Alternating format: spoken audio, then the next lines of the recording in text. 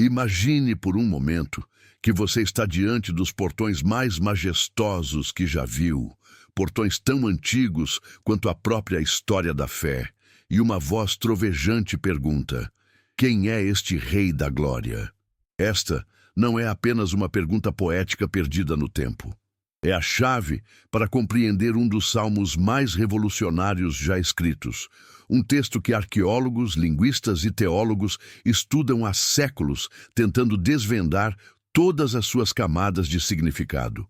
O que você está prestes a descobrir sobre o Salmo 24 vai transformar completamente sua compreensão de quem Deus é e qual o seu propósito glorioso para a sua vida. Antes de mergulharmos nas profundezas deste salmo, permita-me compartilhar algo que mudou minha compreensão para sempre. Quando arqueólogos escavaram as antigas muralhas de Jerusalém, descobriram que os portões da cidade não eram apenas entradas funcionais.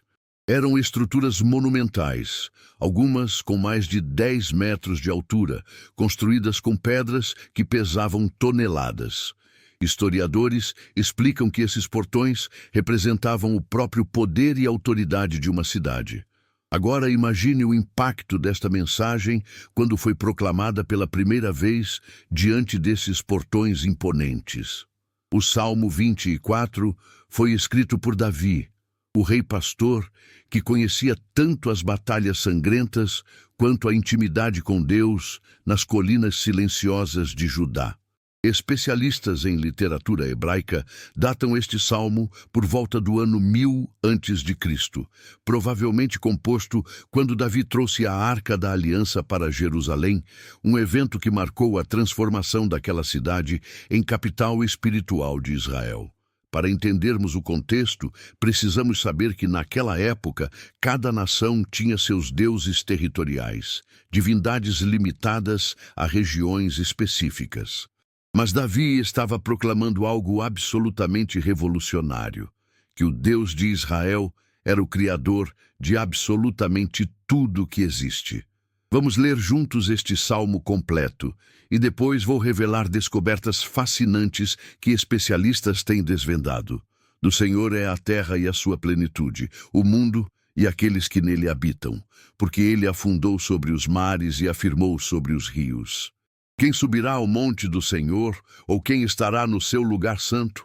Aquele que é limpo de mãos e puro de coração, que não entrega a sua alma à vaidade, nem jura enganosamente. Este receberá a bênção do Senhor e a justiça do Deus da sua salvação. Tal é a geração daqueles que buscam ao Senhor, daqueles que buscam a tua face, ó Deus de Jacó. Levantai, ó portas, as vossas cabeças, levantai-vos, ó entradas eternas, e entrará o Rei da Glória.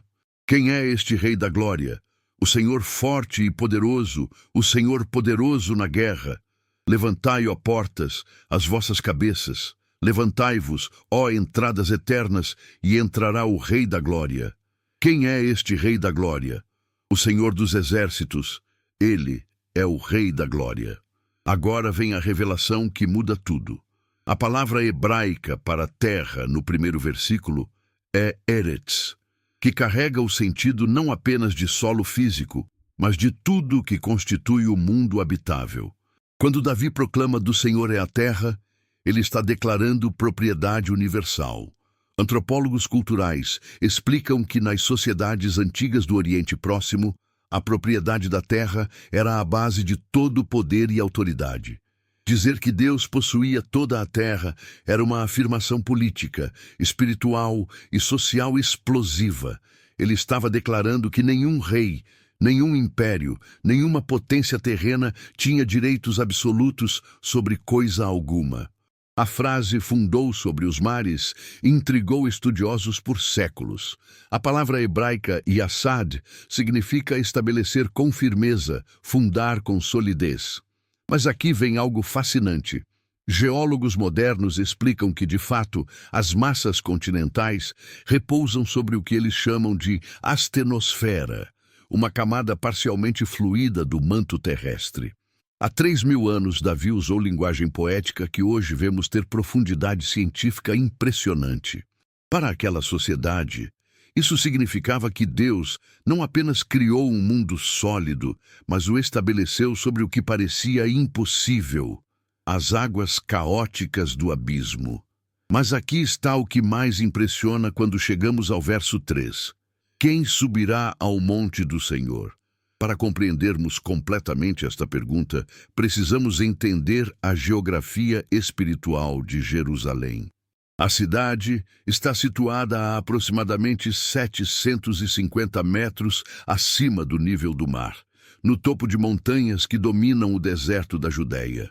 Historiadores documentaram que peregrinos de todo Israel faziam jornadas que duravam dias, às vezes semanas, subindo literalmente até Jerusalém para as festas sagradas. A palavra hebraica para subir é alá, a mesma raiz usada para holocausto, algo que ascende aos céus. Cada passo rumo ao templo era uma ascensão espiritual, não apenas física. Então Davi responde sua própria pergunta com critérios que devem ter chocado seus ouvintes originais. Aquele que é limpo de mãos e puro de coração. A expressão limpo de mãos no hebraico é neki kapayim, que literalmente significa mãos inocentes, sem manchas de sangue ou injustiça. Arqueólogos descobriram que na entrada dos templos antigos havia bacias rituais onde as pessoas lavavam as mãos antes de entrar. Mas Davi está dizendo algo muito mais profundo. Não bastava lavar as mãos externamente, era preciso ter pureza interna. A palavra coração, em hebraico, é leve, que na cultura judaica representava não apenas emoções, mas o centro da vontade, do intelecto e da consciência moral. Para aquela época, isso era absolutamente revolucionário, porque as religiões vizinhas enfatizavam rituais externos, sacrifícios elaborados e oferendas caras. Especialistas em religiões comparadas explicam que os cananeus, filisteus e outros povos ao redor acreditavam que podiam comprar o favor dos deuses com ofertas materiais. Mas aqui vem o plot twist histórico que transforma tudo. Deus estava declarando através de Davi que o que importava não era quanto ouro você trazia, mas a condição do seu coração. Por séculos pensávamos que a religião antiga era apenas ritualística, até descobertas arqueológicas revelarem textos proféticos que confirmam: Deus sempre desejou relacionamento genuíno, não performance religiosa. A frase seguinte é ainda mais penetrante, que não entrega a sua alma à vaidade. A palavra hebraica chave, traduzida como vaidade, significa literalmente vazio, futilidade, falsidade. No contexto original, isso se referia especificamente à idolatria, mas antropólogos culturais revelam que também incluía qualquer coisa que prometesse plenitude, mas entregasse vazio. Hoje nós compreendemos como isso se aplica. Carreiras que prometem realização, mas deixam vazios. Relacionamentos que prometem amor, mas trazem dor. Sucessos que prometem felicidade, mas resultam em solidão. Agora chegamos ao clímax dramático do Salmo. E aqui está onde a história, a arqueologia e a revelação espiritual se encontram de forma impressionante. Levantai, ó portas, as vossas cabeças. Especialistas em arquitetura antiga explicam que os portões de Jerusalém eram construídos com duas enormes portas de madeira reforçadas com bronze, cada uma pesando centenas de quilos. Quando Davi proclamou este salmo durante a procissão da arca, ele estava diante desses portões colossais. Mas aqui vem algo extraordinário na linguagem. Ele não está dizendo para abrir os portões. A expressão hebraica seu literalmente significa erguer, levantar mais alto. Ele está ordenando que portões já enormes se tornem ainda maiores, porque o rei que está entrando é tão glorioso que transcende todas as dimensões humanas. Então vem a pergunta que ecoa através dos milênios: quem é este Rei da Glória? No hebraico original, Mi-Hu-Zeh-Melech Ha-Kavod. A palavra kavod, traduzida como glória, vem de uma raiz que significa peso, substância, importância. Linguistas explicam que no pensamento hebraico, glória não era apenas brilho ou esplendor visual, mas peso de presença, densidade de significado, gravidade de existência. Quando perguntamos quem é o Rei da Glória, estamos perguntando quem possui o peso máximo de significado no universo. A resposta vem em trovão. O Senhor forte e poderoso, o Senhor poderoso na guerra. O nome usado aqui é Yahweh, o nome pessoal de Deus revelado a Moisés na sarça ardente, que significa Eu sou o que sou. E ele é descrito como Gibor, palavra hebraica que significa guerreiro valente, campeão, herói conquistador. Para entendermos o impacto disso, precisamos saber que naquela época as pessoas viviam sob constante ameaça de invasões, guerras e destruição. Documentos da época confirmam que cidades eram atacadas, populações escravizadas, templos destruídos. Proclamar que Yahweh é o guerreiro supremo, poderoso na guerra, era declarar que existe um defensor que nunca foi derrotado, um campeão que nunca perdeu uma batalha. E aqui está a revelação climática que tanto a verdade espiritual quanto as descobertas modernas confirmam. Este salmo não é apenas sobre um evento passado, quando Davi trouxe a arca para Jerusalém. Teólogos, através dos séculos, identificaram camadas proféticas impressionantes. O Rei da Glória, que entrou nos portões de Jerusalém naquele dia, era apenas uma sombra do verdadeiro rei que viria. Quando Jesus entrou em Jerusalém, no que chamamos de Domingo de Ramos, milhares de anos depois, ele estava cumprindo a profecia deste salmo. E mais ainda, nos escritos do apóstolo Paulo, na carta aos Efésios, descobrimos que quando Jesus ressuscitou e ascendeu aos céus, os portões eternos se abriram para recebê-lo. O Rei da Glória não apenas entrou em Jerusalém terrestre, ele entrou na própria presença de Deus. Mas há uma aplicação ainda mais profunda e pessoal que preciso compartilhar com você. Estudiosos do Novo Testamento explicam que cada crente é chamado de templo do Espírito Santo. Isso significa que os portões deste salmo não são apenas estruturas físicas em Jerusalém antiga.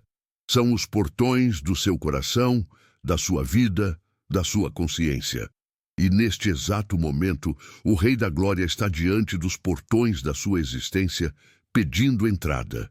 Ele não invade, não força, não derruba a porta.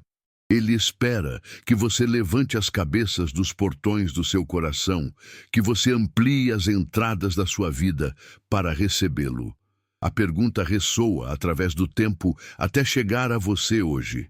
Quem é este Rei da Glória que pede entrada na minha vida? E a resposta permanece a mesma através de 3.000 anos. É o Senhor dos Exércitos, o Criador de tudo que existe, aquele que fundou a terra sobre os mares, aquele que é forte e poderoso, o campeão invencível, o defensor eterno. Mas ele também é aquele que se importa com a limpeza das suas mãos e a pureza do seu coração. Ele é o Deus que não quer rituais vazios, mas relacionamento genuíno. Ele é o Rei que possui toda a terra, mas deseja habitar especificamente no templo do seu coração. Recentes escavações em Jerusalém revelaram inscrições nos portões antigos com palavras deste salmo. Arqueólogos ficaram impressionados ao descobrir que, por séculos, cada vez que alguém passava pelos portões da cidade, era lembrado desta verdade fundamental. Somos recebidos na presença de Deus não por nossos méritos, mas pela graça daquele que nos convida a subir ao Monte Santo. Comparando com outras civilizações contemporâneas, vemos que enquanto outros povos construíam templos inacessíveis, onde apenas sacerdotes podiam entrar, Deus estava declarando através de Davi que qualquer pessoa com mãos limpas e coração puro poderia ascender à sua presença. E aqui está a promessa que deve fazer seu coração saltar. Este receberá a bênção do Senhor e a justiça do Deus da sua salvação. A palavra hebraica para bênção é beracá, que vem de uma raiz que significa dobrar o joelho, mas também significa dom abundante que transborda. Não é uma bênção pequena, limitada ou condicionada. É a bênção que flui do próprio trono de Deus. E mais, você receberá tzedaka, justiça, que no hebraico significa estar em relacionamento correto, ser declarado justo, ter sua posição restaurada. Engenheiros da alma humana, como poderíamos chamar os salmistas, sabiam exatamente o que estavam construindo, uma ponte entre a santidade de Deus e a necessidade humana. Então, o que isso significa para você hoje, vivendo a milhares de quilômetros de Jerusalém, milênios distante daquele momento histórico? Significa que o mesmo Rei da Glória, que entrou pelos portões de Jerusalém, quer entrar nos portões da sua vida. Significa que as mesmas mãos que fundaram a terra sobre os mares querem segurar suas mãos hoje. Significa que o mesmo Deus, que é poderoso na guerra, quer lutar suas batalhas. Significa que aquele que possui a plenitude da terra quer suprir todas as suas necessidades. Mas aqui vem a parte que exige sua resposta ativa. Você precisa levantar as cabeças dos portões do seu coração. Você precisa ampliar as entradas da sua vida. Especialistas em transformação espiritual explicam que isso acontece através de rendição consciente, de convite deliberado, de abertura intencional. Não é um ritual mágico nem uma fórmula religiosa. É você dizendo como Davi disse naquele dia: entre, Rei da Glória, esta vida é sua, este coração é seu, estes dias são seus. Eu reconheço que você é o Senhor forte e poderoso, o Senhor dos exércitos, e eu abro completamente as portas da minha existência para que você reine em cada área. Para aquela sociedade antiga, receber um rei em visita era a maior honra possível.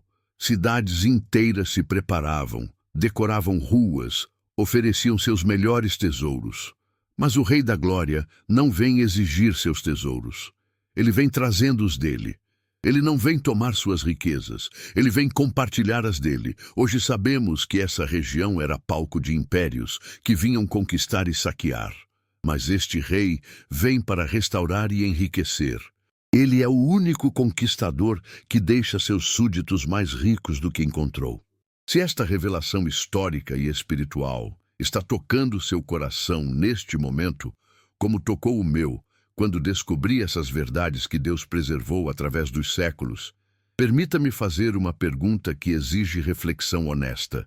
Os portões do seu coração estão abertos ou fechados para este rei? Existem áreas da sua vida onde você ainda não permitiu que ele entre? Sonhos que você não confiou a ele? Medos que você não entregou a ele? Relacionamentos que você não submeteu ao senhorio dele? Finanças que você não consagrou a ele?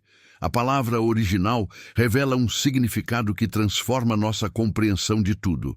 Quando Davi diz, entrará o Rei da Glória, o tempo verbal hebraico indica ação contínua, presente e futura. Não é apenas que ele entrou uma vez, é que ele continua entrando, continua tomando novos territórios, continua estabelecendo seu reino em dimensões cada vez mais profundas da nossa existência. Cada dia é uma nova oportunidade de levantar os portões mais alto, de alargar as entradas mais ainda, de receber o Rei da Glória em níveis mais profundos. E agora chegamos à mensagem final que preciso deixar gravada no seu coração com toda a profundidade e sinceridade que posso reunir. Você não está apenas lendo sobre um salmo antigo. Você está no momento exato em que o Rei da Glória está diante dos portões da sua vida. Este não é acidente nem coincidência. É momento divinamente orquestrado. A mesma voz que trovejou através dos portões de Jerusalém há 3.000 anos está ecoando através dos séculos até alcançar você hoje. Abra os portões. Levante as cabeças, amplie as entradas, porque o Rei da Glória quer entrar. E quando você abre, quando você convida, quando você entrega, algo extraordinário acontece. A bênção que estava retida começa a fluir. A justiça que parecia impossível é declarada sobre você. A presença que você ansiava se torna realidade. As batalhas que você não conseguia vencer começam a ser conquistadas pelo Senhor poderoso na guerra. O vazio que a vaidade prometia preencher é finalmente satisfeito pela plenitude daquele a quem pertence toda a terra. Que a paz do Senhor Jesus Cristo, aquele que é o cumprimento perfeito desta profecia do Salmo 24, aquele que é verdadeiramente o Rei da Glória manifestado em carne, encha seu coração neste momento com certeza inabalável da presença dele. Que você saiba, não apenas intelectualmente, mas no mais profundo do seu ser, que o mesmo Deus que fundou a terra sobre os mares tem fundamento sólido para a sua vida. Que a sabedoria dele ilumine cada decisão que você precisa tomar. Que a força dele sustente cada batalha que você precisa enfrentar. Que a glória dele transforme cada área de escuridão em luz radiante. E que você viva cada dia não como alguém tentando alcançar um Deus distante, mas como alguém em cujo coração o Rei da Glória já entrou, já estabeleceu seu trono, já declarou sua vitória. Em nome de Jesus, o Rei da Glória, para a glória de Deus Pai, que assim seja na sua vida hoje e sempre. Amém.